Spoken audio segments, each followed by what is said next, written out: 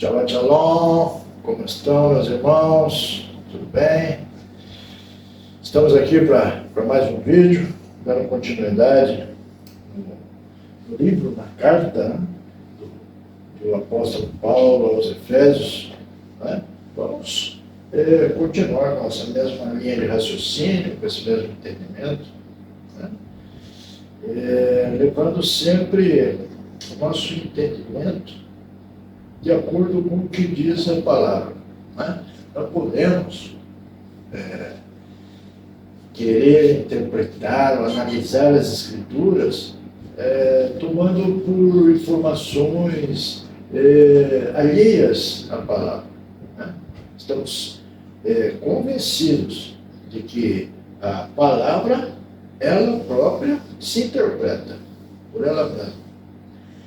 Então, as passagens que existem, por exemplo, no Novo Testamento, vamos encontrar muitas, praticamente todas as interpretações no Antigo Testamento.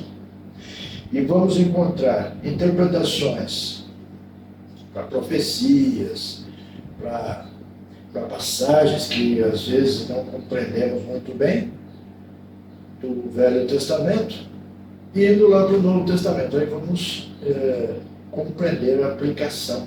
Tá? Então ela se interpreta, ela é soberana, digamos assim. A palavra, a Taná, e a Brit Hadashah, que é o Antigo Testamento e o Novo Testamento, ela é soberana. Né? Ela não necessita de ajuda para que nós possamos ter uma compreensão real daquilo que realmente está escrito. Né? Eu gosto sempre de lembrar que Davi, por exemplo, ele era israelita, da tribo de Judá. Né? Ele é israelita, filho de israelita, e nasceu dentro, né, desse ensinamento da Torá. Né? Certamente ele sabia a Torá de cor, né? Não tenho dúvida a respeito disso. E depois de muito tempo, já com muita idade, né, ele dizia que ele continuará, né, estudando a Torá, para conhecer a profundidade dela. É muito importante, né, esse estudo profundo das Escrituras, para que possamos compreender. Por exemplo, se Davi hoje estivesse vivo, ele iria ler o Novo Testamento, o Brit Hadashah, entende? Com maior facilidade, ele ia encontrar todo o que é usado no Novo Testamento com respeito às Escrituras do Velho Testamento. Ele ia falar, não, esse aqui está em tal parte, esse aqui está em tal parte. Ia ter uma compreensão perfeita. Né? Mas ele estudava, ele lia, ele meditava. Né? Mesmo tendo nascido e criado baixo o domínio da Torá, aprendendo, compreendendo, decorando, ele continuava a estudar. E assim, meio israelita, eles levam muito a sério a questão da Torá, da Brit Hadashah. Eles colocam uma questão de meio de dúvida. Alguns não, muitos aceitaram o Mashiach, mas os israelitas em geral, eles levam muito a sério a Taná. São os profetas, os escritos, o Pentateuco, os 5 primeiros livros da Bíblia, né, que é a Torá. Eles levam muito a sério, eles estudam muito, eles buscam muito, eles oram muito. Né?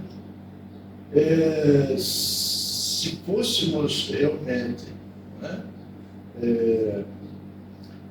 fazer, por exemplo, um vídeo, como já deve ter na internet, do dia a dia de um judeu, de um israelita, né? Como é a vida de oração dele? Realmente iríamos ficar surpresos, né? Porque tão seriamente eles levam a questão do estudo das palavras do Altíssimo. Hoje, por exemplo, digamos, há milhares de anos atrás, né, já é instituído, mínimo, a leitura de 3 orações diárias. E uma é por volta das 9 da manhã, a outra por volta das 3 da tarde e a outra à noite. A da manhã se chama Shacharit, a da tarde se chama Minchá. E a da noite se chama, não me lembro, mas tem uma oração da noite também. Né? Mínimo, cada israelita faz essas 3 orações diárias, né? Fora da leitura da Taná, né? Que é a Torá e os profetas. Então, tínhamos que absorver, que aprender deles, né, esses ensinamentos, esses costumes. Embora você possa dizer, não, eu sou cristão, né, mas você também tinha que adquirir esse costume de orar, esse costume de adorar, esse costume de ler a palavra do Altíssimo. Né? Temos que ter. Isso não é coisa, né, somente para os judeus lá, para os israelitas. Não. Você tem a Bíblia em casa. Por que você tem a Bíblia em casa? Se não é para estudar, para ler, para orar. Né? Então, temos que nos entregar realmente ao Altíssimo. Né? Ao final, se eu perguntar para você qual é o primeiro mandamento, né, do Altíssimo, você vai me dizer, amar a Deus sobre todas as coisas. Aí você, o que é amar a Deus sobre todas as coisas para você? Se não é estar em contínua oração, né? Se não é estar lendo a sua palavra, se não é estar se dedicando constantemente a Ele, o que é amar a Deus sobre todas as coisas? O que quer dizer isso para você? Então, realmente, temos que nos dedicar. Temos que buscar uma intimidade com o Altíssimo, acima de qualquer coisa. Né? Temos que cuidar da nossa parte espiritual, que é a nossa parte espiritual é a única coisa que temos. Né? Essa vida que vivemos, esses anos que vivemos, 80, 90, 50, 100, isso é são passageiros esse tempo todo. Então, a nossa interpretação é um pouco diferente. Não é que nós temos uma alma, não. Nós somos uma alma e temos agora esse corpo. Esse é o raciocínio. Então, nesse momento que nós estamos aqui, utilizando dessa carne, desse corpo, nós temos que dedicar ao Altíssimo.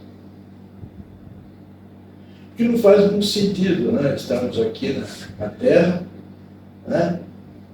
E nós ficamos pensando, quando eu morrer eu quero ir para o céu. Não, nós não vamos para o céu. Né? Segundo o que a igreja tem ensinado é dessa forma, mas não é assim. Mas vamos mudar o entendimento. Quando eu morrer eu quero estar do lado do Salvador, do Altíssimo. Por quê? Se aqui estamos relutando tanto, né, em passar tempo com o Altíssimo, em orar a Ele, né, em ler o que Ele ensinou, o que Ele nos deixou. Né? Se não nos dedicamos aqui a Ele, ao nosso Criador, o que vamos fazer ao lado dele? Parece meio contraditório, né? Mas são coisas assim para que tenhamos em mente e pensemos com muito cuidado com relação a essas coisas. Que não nos resta muito tempo, né? O fim de todas as coisas está cada vez mais próximo. Né? E o mundo está cada vez mais voraz. Né? Quer nos absorver, quer nos tirar desse entendimento, desse serviço, vamos chamar assim, né? De adoração, de leitura, de entrega ao Altíssimo. O mundo, o sistema, eles querem ocupar por completo a nossa vida. Né? Seja com diversões, seja com celulares, né? Redes sociais, jogos de computador, a sociedade em si, né? Encontros sociais com os amigos, futebol ou televisão, no caso da novela. Então o sistema está fazendo um excelente trabalho, né? Para nos desviar do Altíssimo, da sua palavra. O sistema está cada vez mais implantando de que a pessoa tem que trabalhar de sol a sol, entende? E ainda quando é de noite, ele tem que ficar pensando, calculando o que vai fazer, se programando para o dia seguinte, que isso e aquilo. Então, nós estamos sendo absorvidos pelo sistema. Mas não é à toa. Tem um porquê. Você sabe, é nos afastando do Altíssimo. Tem um caso, uma pessoa bastante próxima, que desde pequeno foi muito aplicado, né, ao estudo e conseguiu entrar numa faculdade que ele tanto desejava, né, e acho que foi no segundo ano de faculdade, né, uma multinacional viu o potencial dele, né, já chamou ele, né, para ser estagiário, né, e desde aí ele continua numa outra multinacional. Mas estudou tanto, se aplicou tanto, né, buscou tanto, aprendeu tanto com respeito à área, né, dele.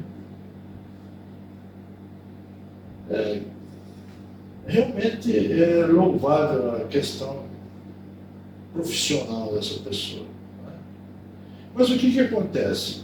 Essa pessoa hoje, com 50 anos, né, que poderíamos pensar que ele tem uma vida cômoda, uma vida tranquila, pode se dedicar mais à mulher e aos filhos, né? Não é por aí. Né? Então ele estudou a vida toda, trabalhou a vida toda, se dedicou a vida toda, se especializou, fez cursos. É um super profissional gabaritado. E mesmo com 50 anos, ele não pode deixar de trabalhar, ele não pode deixar de procurar se aperfeiçoar cada vez mais, fazendo cursos. Ele não pode levantar depois das 4 horas da manhã, ele tem que estar ali às 4 horas da manhã, porque da onde ele mora até onde ele trabalha é 1 hora de caminho. Né? E ele passa o dia todo fora, chega em casa 5, 6 horas da tarde, né? 6, 7 horas, né, da noite, e está cansado, né? E ele vai jantar e deitar para acordar no outro dia de madrugada para trabalhar. E assim é a vida. Né? Não é porque ele se formou, se gabaritou, é excelente, é um super profissional, né, que ele pode se dar o luxo de não, estou mais descansado agora. Não, ele tem que continuar, porque se ele parar, um outro profissional, até o colega, né, de trabalho, vai continuar querendo pegar o posto dele no serviço. Então, se hoje ele é gerente, muitas pessoas estão só procurando um vacilo da parte dele para tomar o lugar dele, né? E ele ou ser mandado embora, ou ele ser rebaixado de cargo, né? Então ele se obriga, né, a continuar nessa loucura, trabalhando, né, lutando, aprendendo, fazendo cursos, né, cada vez mais atualizado, para continuar no serviço que ele tem. Agora, isso não é escravidão? Isso é uma escravidão. Daqui a pouco tem um problema de saúde, ou o pior pode acontecer, e o que aproveitou da vida? Absolutamente nada. E essa é a condição que muitas pessoas estão atravessando. Como se não fosse todas essas distrações que eu comentei anteriormente, existe essa força, né, que quer dominar as pessoas através de compromissos, né? Você está bem empregado, você ganha bem, mas é muito caro que você tem que se pagar, né, para isso. Você paga com a sua vida. Você paga perdendo essa intimidade que você tem no seu lar, com a sua família, com a sua mulher, com os seus filhos. Você se torna um verdadeiro escravo. É muito complicado. Então, todas essas distrações, né, foram faz muito tempo, né, desenvolvidas pelo sistema, para manter as pessoas assim, sempre ocupadas com alguma coisa. Né? Não tem tempo nem para elas, nem para notícia. E é complicado, porque o Mashiach mesmo ele fala, né, onde está, né, o teu tesouro, aí está no teu coração. E daí?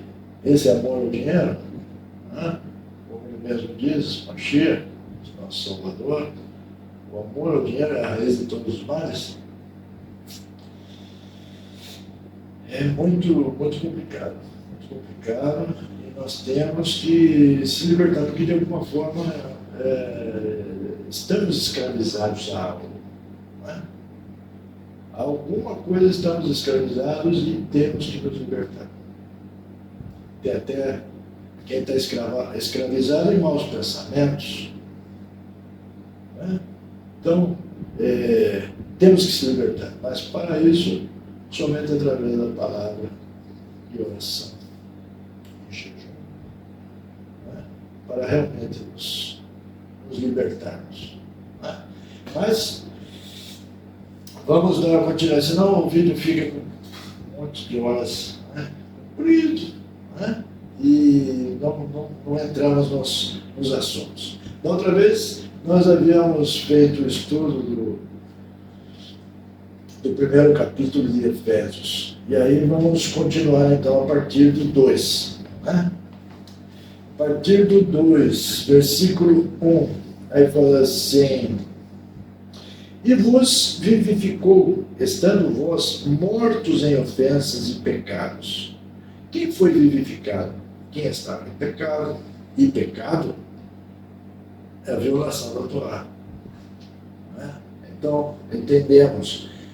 Vivificou quem? Quem estava violando a Torá. Né? O versículo 2. Em que no outro tempo andaste segundo o curso deste mundo, segundo o príncipe das potestades do ar, do Espírito que agora opera nos filhos da desobediência. Quem são os filhos da desobediência? São os que desobedecem à lei. Né? Desobedecem a Torá. Versículo 5. Estando nós ainda mortos em nossas ofensas, nos vivificou juntamente com Cristo. Então vamos lá. Por que Paulo, sendo israelita, diz: estando nós ainda mortos? Porque a grande maioria dos israelitas na época infringiram alguns mandamentos e obedeciam a tradições de homens. E tanto israelitas como gentios necessitam de um Salvador. Versículo 8 e 9. Porque pela graça sois salvos por meio da fé, e isto não vem de vós, é dom de Deus, não vem das obras, para que ninguém se glorie. A pergunta: mas a salvação não é por obras? A resposta é não. A salvação não é por obras e nunca foi. Mesmo antes da vinda do Messias, onde somente tinham a Torá e a Taná, os israelitas nunca viveram sem fé. Então, estamos entrando aqui em questões delicadas, né? Porque Paulo está falando aqui com relação à salvação, não é por obras, né? Com relação a obras, nos faz lembrar de fé. E os israelitas nunca viveram sem fé. A fé, ou emuná, como é em hebraico, sempre esteve dentro de cada um dos israelitas. Essas questões espirituais nunca são automáticas ou mecânicas, sempre estão acompanhadas de fé. Um israelita, cumpridor da Torá, sempre tem fé que a obediência dos mandamentos da Torá fará com que ele receba as bênçãos do Altíssimo, conforme está escrito na própria Torá, em Deuteronômio capítulo 28, que diz assim: se ouvires atentamente a voz do teu Deus, tendo cuidado de guardar todos os seus mandamentos que hoje vos ordeno, o Senhor teu Deus te exaltará sobre todas as nações da terra, e todas estas bênçãos virão sobre ti e te alcançarão, se ouvirdes a voz do seu Deus. Bendito serás na cidade e bendito serás no campo. Bendito o fruto do teu ventre e o fruto do teu solo, chão, e o fruto dos teus animais, e as crias das tuas vacas e das tuas ovelhas. Bendito o teu cesto e a tua amassadeira. Bendito serás quando entrares, e bendito serás quando saíres. O Senhor entregará feridos diante de ti os teus inimigos que se levantarem contra ti. Por um caminho sairão contra ti, mas por 7 caminhos fugirão da tua presença. O Senhor mandará que a bênção esteja contigo nos teus celeiros e em tudo que puseres a tua mão, e te abençoará na terra que o Senhor Deus te dá. O Senhor te confirmará para si por povo santo, como te jurou, se guardares os mandamentos do seu Deus e andares nos seus caminhos.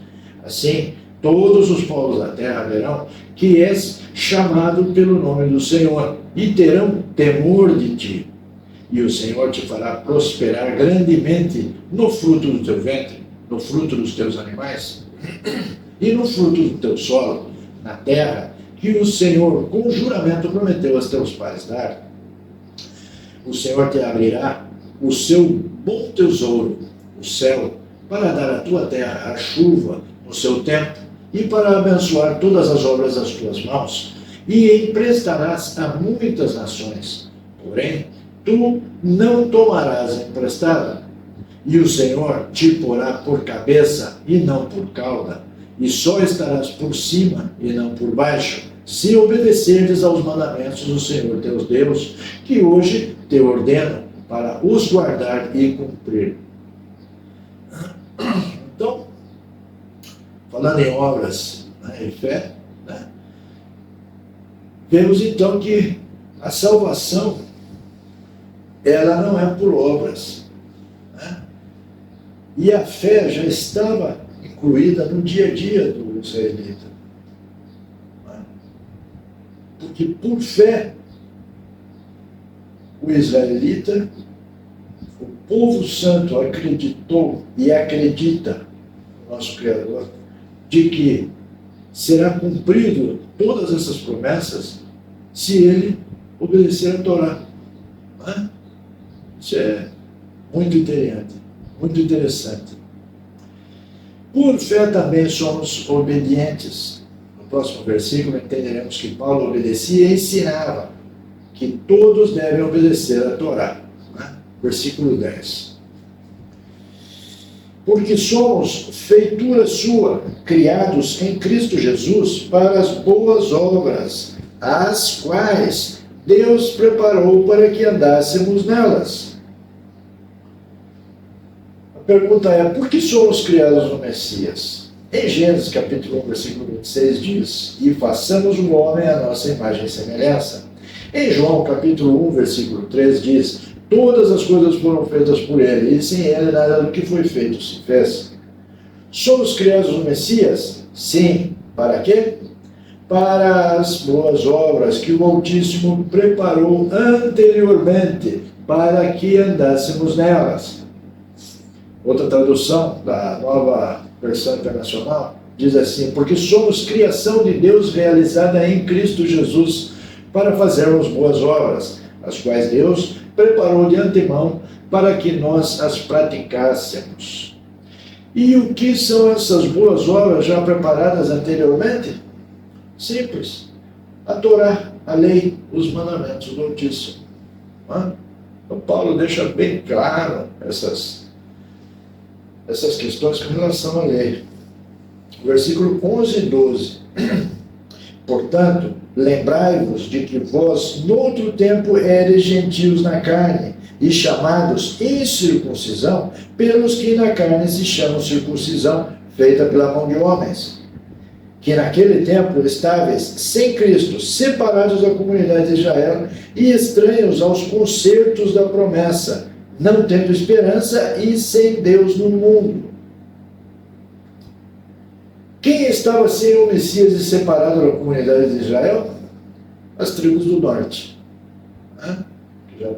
Já comentamos a esse respeito. Por que as tribos do norte? Nos versículos 13 e 14, iremos compreender. Naquele tempo, estavam separados da comunidade de Israel, estranhos aos concertos da promessa, pactos, não tendo esperança nem o Criador no mundo. Isso quer dizer que essas pessoas estavam longe de tudo e do Altíssimo em um tempo definido. Naquele tempo, ou em um dado momento. Naquele tempo, um espaço de tempo dentro da cronologia bíblica. É muito comum, vamos compreender esse espaço de tempo. É muito comum que ao encontrar com um velho conhecido, depois de muito tempo sem se ver, que nossa expressão verbal seja: naquele tempo você era terrível. Já ouviram isso? Já falaram isso? Então, vamos compreender. Claro que ambos compreendem que está se tratando da adolescência ou da juventude passada. Nessa observação, não está se referindo à infância dessa pessoa. Paulo está tratando com pessoas que ele próprio não conhecia pessoalmente, mas conhecia as origens e o histórico tribal e familiar. E os trata de gentios que eram das tribos dos efraimitas, as tribos do norte, que foram cativos para a Síria e depois para as demais nações. Naquele tempo que Paulo escreve, é esse tempo que os israelitas estavam perdidos pelo mundo. Ainda estamos, mas estamos regressando. Não a Israel, mas a ser israelitas. Então, o que Paulo falou no versículo 12, que naquele tempo estáveis sem Cristo, separados da comunidade de Israel e estranhos aos concertos da promessa, não tendo esperança e sem Deus no mundo. Esse é um período de tempo. Continuamos, versículo 13. Mas agora, em Cristo Jesus, vós que antes estáveis longe, já pelo sangue de Cristo, chegastes perto. A pergunta é, do Messias chegaram perto? Então, não é que uma vez que você, você aceita Cristo como seu Salvador, já não está tudo certo? Não. Aqui Paulo deixa claro isso. Quando você aceita Cristo, você chega perto. No Messias chega perto? Sim, chega perto do Messias, mas ainda não tem a plenitude. A plenitude somente virá entrando nos pactos do Altíssimo e cumprindo com a Torá. Não tem, irmãos, como compreender. A Brit Hadashah, se não for com entendimento profundo do que está escrito. O que está escrito aqui no versículo 13? Na última parte. Já pelo sangue de Cristo chegastes perto. E você que pensava que, não, eu sou salvo pela graça, não preciso de mais nada. Você chegou perto. Tem que continuar agora. Vamos lá, versículo 14. Porque ele é a nossa paz, o qual de ambos os povos fez um, e derrubando a parede de separação que estava no meio. A pergunta é, quais ambos povos? Ambos povos quer dizer dois, ou dois povos. Um é o reino de Judá e o outro é o reino de Israel. O que é a parede de separação? A parede de separação é o pecado. Após a divisão de Israel em dois reinos, o que ficou na região do norte de Israel, chamado Reino de Israel, violou sistematicamente a Torá. E o próprio Criador se divorciou deles, como está em Jeremias, capítulo 3, versículo 8, que diz assim: viu também que dei a infiel Israel uma certidão de divórcio e a mandei embora por causa de todos os seus adultérios. Vamos compreendendo. E aí, pergunto para você, aproveitando isso aqui. Por que o Salvador teve que morrer? Baseado nesse versículo, Jeremias capítulo 3, versículo 8. Gostaria de poder ler um comentário com a resposta. Continuando. Esse divórcio dado pelo Criador para as tribos do norte, ou casa de Israel, mantinha eles afastados completamente do templo de Jerusalém e de seus irmãos do reino do sul. Seus irmãos judeus hostilizavam as tribos do reino do norte, conforme podemos ler em Isaías capítulo 11, versículo 13. Alguns aqui podem falar assim, nossa, mas esse cara ali está falando coisa assim que eu nunca ouvi. Mas eu cito para vocês o capítulo, o versículo, o livro, para que vocês possam ir se aprofundando e compreendendo o Novo Testamento. Vamos lá, em Isaías capítulo 11, versículo 13. Diz assim: o ciúme de Efraim desaparecerá e a hostilidade de Judá será eliminada. Efraim não terá ciúmes de Judá, nem Judá será hostil a Efraim. Essas são as duas casas, os dois reinos israelitas. Essa hostilidade dos judeus persiste até hoje naqueles que não aceitam o Salvador. Isso me ajuda a compreender um pouco melhor os escritos de Paulo com respeito aos judaizantes da época. Entendemos então que a ambos Paulo está se referindo, os dois reinos, e não a todas as nações ou o mundo inteiro. Versículo 15. Na sua carne desfez a inimizade, isto é, a lei dos mandamentos, que consistia em ordenanças, para criar em si mesmo, dos dois, um novo homem, fazendo a paz. A pergunta é, não foi abolida em sua carne a lei? Sim, mas a lei das obras, as ordenanças, as tradições, os mandamentos de homens, jamais a Torá. Temos que ser bem cautelosos nesses estudos. Versículo 16. E pela cruz reconciliar ambos com Deus em um corpo, matando com elas inimizades. Então,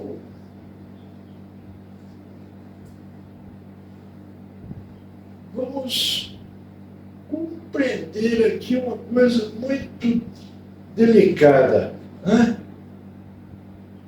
E pela cruz reconciliou ambos com Deus. Versículo 16 do capítulo 2 da carta aos Efésios. Mas não está dizendo aqui que pela cruz reconciliou todos os povos da terra com Deus, ou os gentios com Deus. Não, não está escrito isso aqui. Está escrito, e pela cruz reconciliou ambos com Deus em um corpo, que é as tribos do norte e as tribos do sul, o reino de Israel e o reino de Judá, ambos. Somente o Mashiach reconciliou os dois reinos. Interessante, né? Ambos outra vez? Sim. Ambos reinos se reconciliaram com o Altíssimo através do nosso Messias. E terminará a inimizade entre eles, conforme o versículo mencionado acima. Mais uma vez, se confirma aqui que ambos se trata de dois reinos de Israel e não das demais nações, como podemos ler em Ezequiel, capítulo 37, versículo 15, que diz assim: a palavra do Senhor veio a mim, dizendo: tu, pois, ó filho do homem, toma um pau e escreve nele, por Judá e pelos filhos de Israel, seus companheiros. Depois toma outro pau e escreve nele. Mas não pega um pau, a tradução não ajuda muito, né? É como se fosse uma vara, a grossura de um dedo, por exemplo, um pouco mais grande, e era para escrever, né? Eram dois reinos, um era o reino do norte e o reino do sul, ou o reino de Israel e o reino dos judeus, né? Mas vamos continuar aqui. Depois toma outro pau e escreve nele, por José, vara de Efraim, e por toda a casa de Israel, seus companheiros. E ajunta um ao outro para que se unam e se torne um só na tua mão. E quando te falarem os filhos do teu povo, dizendo: porventura não nos declararás o que queres dizer com essas coisas? Tu lhes dirás: assim diz o Senhor Deus, eis que eu tomarei a vara de José, que esteve na mão de Efraim, e das tribos de Israel suas companheiras, e lhes ajuntarei a vara de Judá, e farei delas uma só vara, e elas se farão uma só na minha mão. E as varas sobre que houveres escrito estarão na tua mão perante os olhos deles. Diz-lhes, pois, assim diz o Senhor teu Deus: eis que eu tomarei os filhos de Israel dentre as nações, para onde eles foram, e os congregarei de todos os lados, e os introduzirei na terra, na sua terra. E deles farei uma nação na terra, nos montes de Israel, e um rei será o rei de todos eles, e nunca mais serão duas nações, nem de maneira alguma se dividirão para o futuro em dois reinos, nem se contaminarão mais com os seus ídolos, nem com suas abominações, nem com qualquer uma das suas transgressões, mas eu os livrarei de todas as suas apostasias com que pecaram, e os purificarei. Assim eles serão o meu povo, e eu serei o seu Deus. Também o meu servo Davi reinará sobre eles, e todos eles terão um pastor só. Andarão nos meus juízos, e guardarão os meus estatutos, e os observarão. Ainda habitarão na terra que eu dei a meu servo Jacó, na qual habitaram vossos pais. Nela habitarão eles e seus filhos, e os filhos dos seus filhos para sempre. E Davi, meu servo, será seu príncipe eternamente. Farei com eles um pacto de paz, que será um pacto perpétuo, e os estabelecerei e os multiplicarei, e porei o meu santuário no meio deles para sempre. Meu tabernáculo permanecerá com eles, e eu serei o seu Deus, e eles serão o meu povo. E as nações saberão que eu sou o Senhor que santifico a Israel, quando estiver o meu santuário no meio deles para sempre. Então, muitas vezes, eu comento aqui, não, ninguém vai para o céu. Né? Esta é a verdade. O reino milenar, né? Ele será aqui nesta terra, serão 1000 anos aqui, em Jerusalém. E esta é a promessa que o Altíssimo fez, que vai se realizar em Jerusalém. Para quem ele fez a promessa? Para os israelitas. Essa é a promessa do Altíssimo. Né? Versículo 17. Vamos lá. E vindo, ele evangelizou. A paz para vós que estavas longe e aos que estavam perto. A quem o Messias evangelizou? A quem estava perto? O reino do sul, os judeus. E a quem estava longe? O reino do norte, os efraimitas. Versículo 18. Porque por ele, outra vez, ambos temos acesso ao Pai, em um mesmo Espírito. Quem tem acesso ao Pai? A resposta é: ambos têm acesso ao Pai em um mesmo Espírito. Quem tem acesso ao Pai? Ambos. Ambos quem? Os dois reinos de Israel. Ou seja, os israelitas.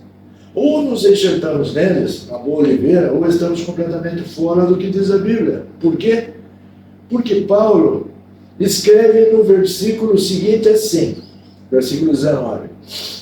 Se não sou estrangeiro, vamos ler aqui o versículo 19. Assim que já não sois estrangeiros nem forasteiros, mas concidadãos dos santos e da família de Deus. Ou seja, israelita. Se não é forasteiro e sim concidadão, é porque tem que ser israelita. Não é? Família de Deus. Sou concidadão dos santos, que é quem compartilha da mesma cidadania que os israelitas. Sendo assim, faço parte da família do Criador. Ou seja, uma vez tornando-se israelita, natural ou enxertado, fazemos parte da família do Altíssimo. Aleluia! Versículo 20, 21 e 22.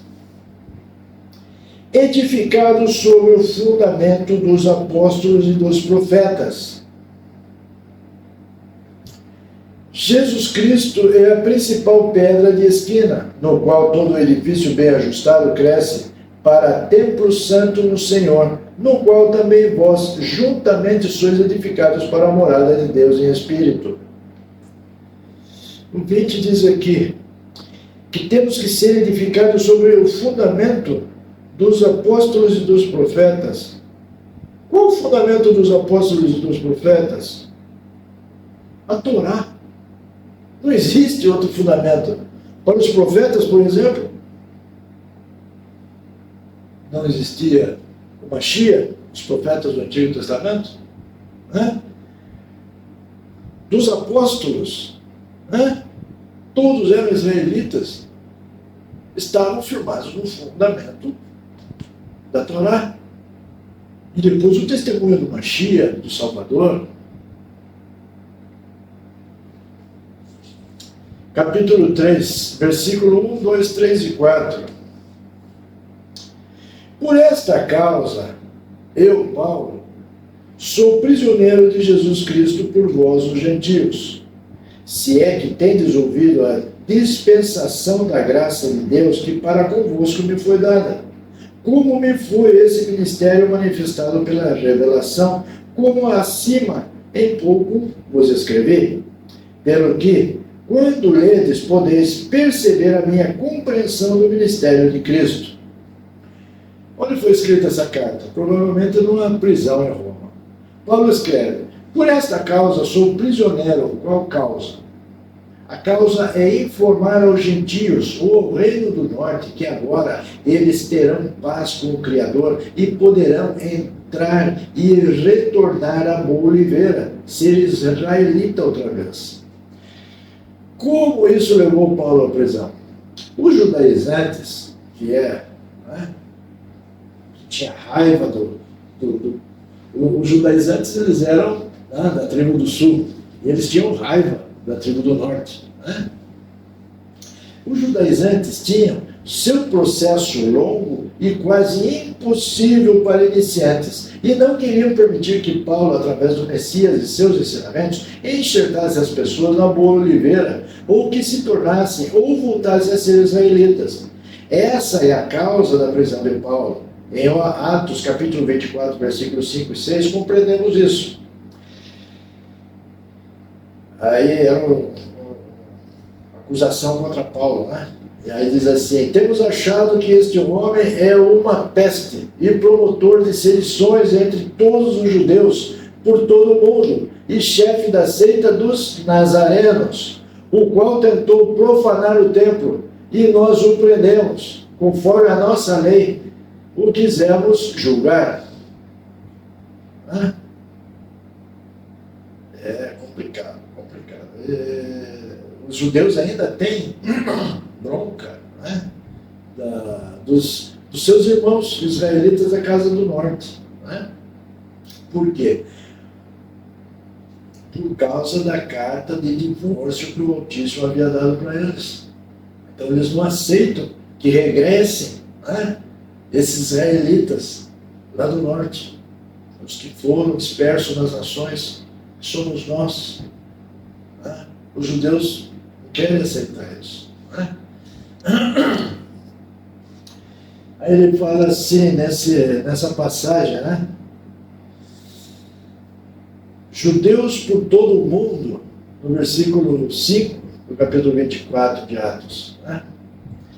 Sim, judeus, assim como hoje nos referimos aos israelitas como judeus, naquela época também, embora o judeu seja somente da tribo de Judá. Isso caiu num costume popular, chamar um israelita de qualquer uma das 12 tribos de judeu. Outro ponto muito interessante dessa passagem é que Paulo foi acusado legalmente de sedição aos judeus ou israelitas, e não ao povo das nações.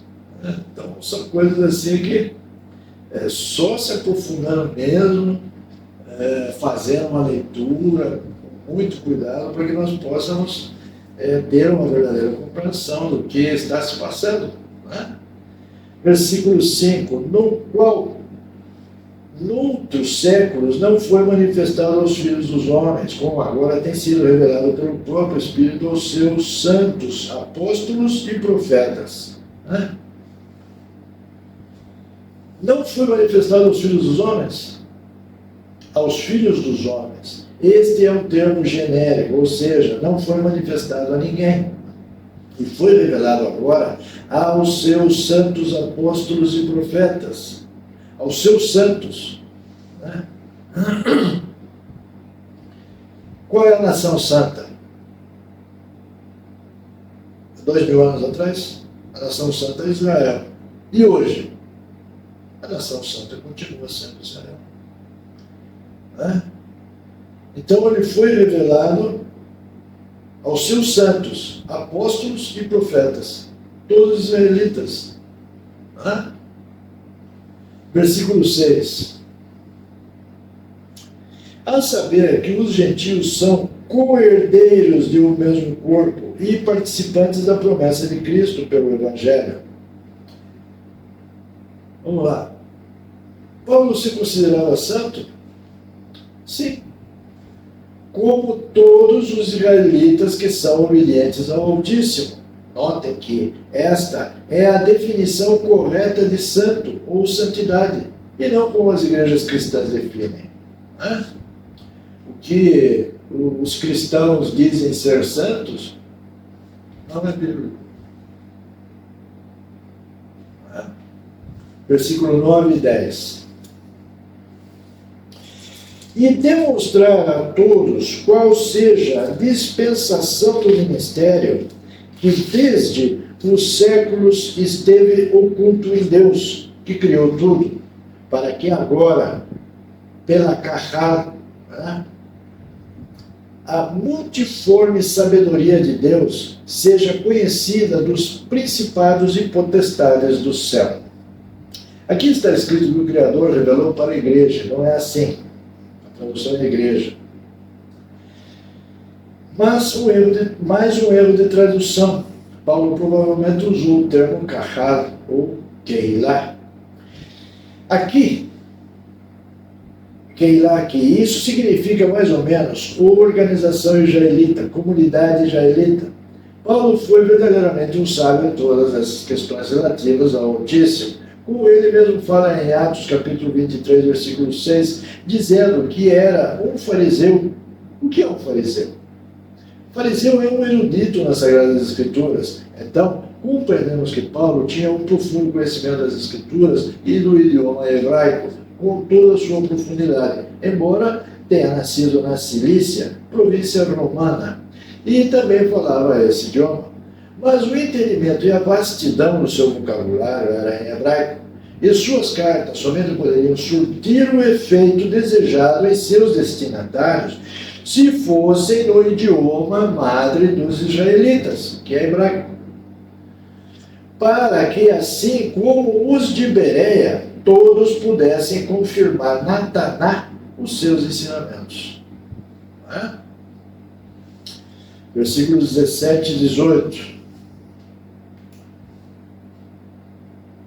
Para que Cristo habite pela fé nos vossos corações, a fim de, estando arraigados e fundados em amor, poderdes perfeitamente compreender com todos os santos qual seja a largura e o comprimento e a altura e a profundidade. Como é compreender perfeitamente estando arraigados e fundados em amor? Arraigado significa que se conseguiu estabelecer ou fixar, radicado, estabelecido na memória, nos costumes ou na cultura de uma sociedade ou de um povo. Com todos os santos, com todos os israelitas. Então, arraigado.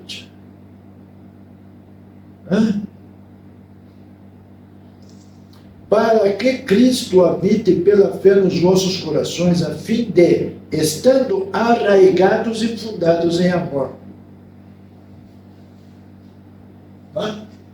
Temos que estar arraigados nos israelitas.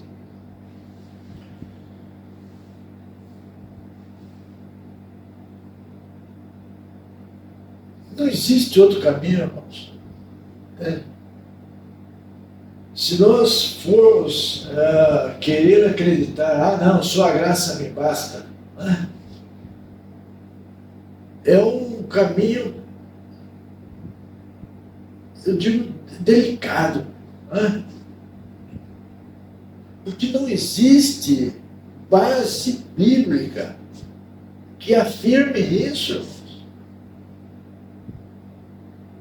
Isso é muito complicado, é colocar a nossa eternidade em um parênteses daquilo que nós apenas acreditamos.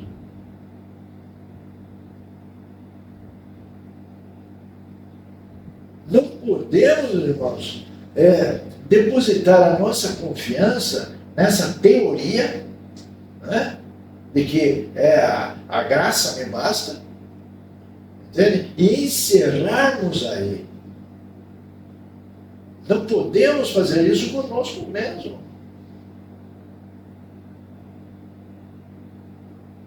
Porque seria uma falta de responsabilidade com o nosso futuro, com a nossa eternidade. E se estamos equivocados, acreditando que, não, só a graça me basta? E se estamos errados?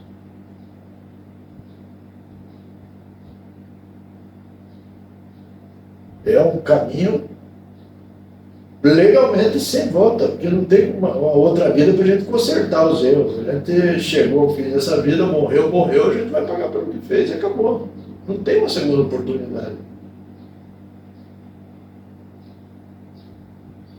Será que você está plenamente convencido de que só a graça é o suficiente?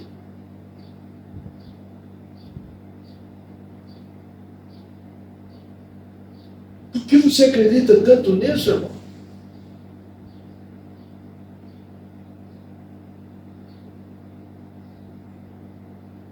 Não seria o momento de você realmente se aplicar, né, a tentar compreender, né, melhor as Escrituras?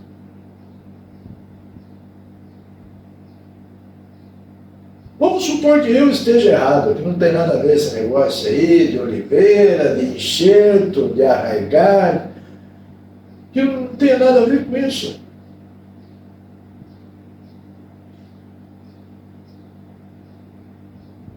Se eu estou errado, eu tenho certeza que o Altíssimo não vai me punir por eu procurar cumprir suas ordenanças, seus mandamentos, a sua Torá. Ele não vai me punir por isso, porque eu tenho fé no Mashiach. Somente através do Mashiach, do Salvador, né, do Messias, eu posso, então, cumprir com a minha parte na Torá, cumprir com os mandamentos, entrar em paz. Somente por causa do Mashiach. Se não fosse o Mashiach, eu não poderia entrar. Esse é o raciocínio. Agora, se eu estiver errado, eu não vou ser punido por isso. Disso eu tenho certeza. Por quê?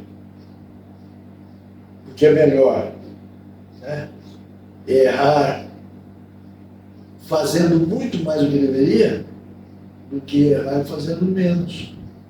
Não é? Então, essa comparação é bastante delicada. Né? Bastante delicada.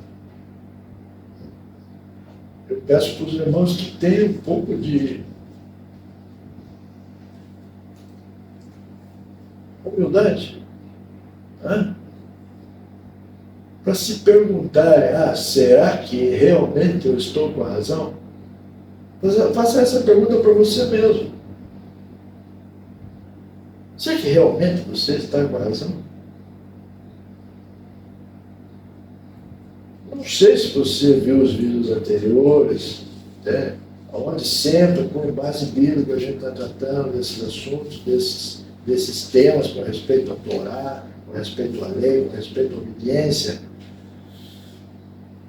Mas será que a minha interpretação está tão errada assim? Você que está com a razão, um pouco de leitura que você faz, um pouco de oração que você faz, um pouco de intimidade que você tem com o Altíssimo.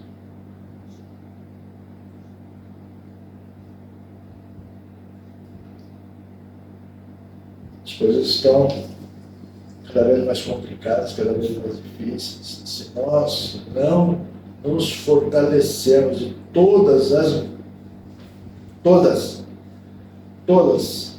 as medidas possíveis para crescer, para estar enraizado, para estar firmes na fé,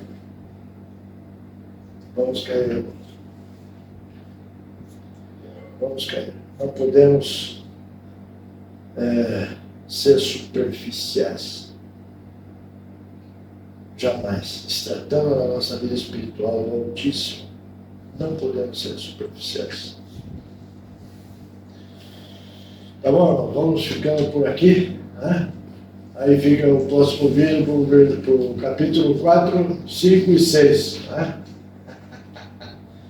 Mas vamos com calma, vamos de a pouco, vamos clamando ao Altíssimo, que envie cada vez mais o seu Kadosh para nos iluminar, né? Que nos dê entendimento, que nos dê sabedoria, para que possamos realmente decifrar o que o Altíssimo quer que venhamos a saber, que venhamos a compreender da sua Escritura, para que andemos na verdade absoluta, né? E E se tratando disso, não existe meio termo, não existe mais ou menos. Né? Ou é tudo, ou é nada. Não existe meio termo. Tá bom? Que o Altíssimo derrame sobre vocês todas as bênçãos de Shalom, de Arhamá, de amor, que vocês possam viver em Shalom, com saúde, que vocês possam cada vez mais se libertar de falsas doutrinas, seja ela qual for, e que o Altíssimo te dê esse entendimento. Tá bom? Shalom, shalom.